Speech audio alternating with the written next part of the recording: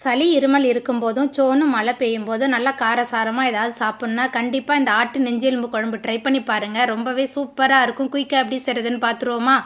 அடுப்பில் கடாய் வச்சு 4 table spoon எண்ணெய் சேர்த்து எண்ணெய் சூடான பிறகு பட்டை, கிராம்பு, ஏலக்காய், மராட்டி மொக்கு சேர்த்து புரிஞ்சதுக்கப்புறமா பொடியாக நறுக்கின 40 சின்ன வெங்காயம், பொடியாக நறுக்கின 10 பூண்டு பல், பொடியாக நறுக்கின 4 தக்காளி சேர்த்துட்டு நல்லா வதக்கிடலாம். வதங்கி வந்த பிறகு ஆட்டு நெஞ்செலும்பு குழம்புக்கு தேவையான அளவுக்கு கல்லுப்பு சேர்த்துட்டு நல்லா கலந்ததுக்கப்புறமா 5 டேபிள் ஸ்பூன் இஞ்சி பூண்டு விழுது சேர்த்துட்டு இஞ்சி பூண்டோட பச்சை வாசனை போன பிறகு சுத்தம் பண்ணி வச்சுருக்கிற ஆட்டு நெஞ்செலும்பு சேர்த்துட்டு நல்லா வதக்கிடலாம். வதங்கி வந்த பிறகு 10 டேபிள் ஸ்பூன் குழம்பு மிளகாய் தூள், 1.5 டீஸ்பூன் மஞ்சத்தூள் சேர்த்துட்டு நல்லா கலந்துட்டு வதக்கிடலாம். வதங்கி வந்த பிறகு ஆட்டு நெஞ்செலும்பு வேகிறதுக்கு தேவையான அளவுக்கு தண்ணி சேர்த்துட்டு நல்லா கலந்துட்டு வேக விடலாம். வெந்து எண்ணெய் பிரிஞ்சதுக்கு அப்புறமா அரைச்சி வச்சிருந்த தேங்காய், சோம்பு விழுது, கருவேப்பிலை, மல்லித்தலை சேர்த்துட்டு நல்லா கலந்து கொதி வந்த பிறகு இறக்கி சூடாக பரிமாறி பாருங்கள். ஆட்டு நெஞ்செலும்பு குழம்பு தொண்டைக்கு இதமாக ரொம்ப சூப்பராக இருக்கும்.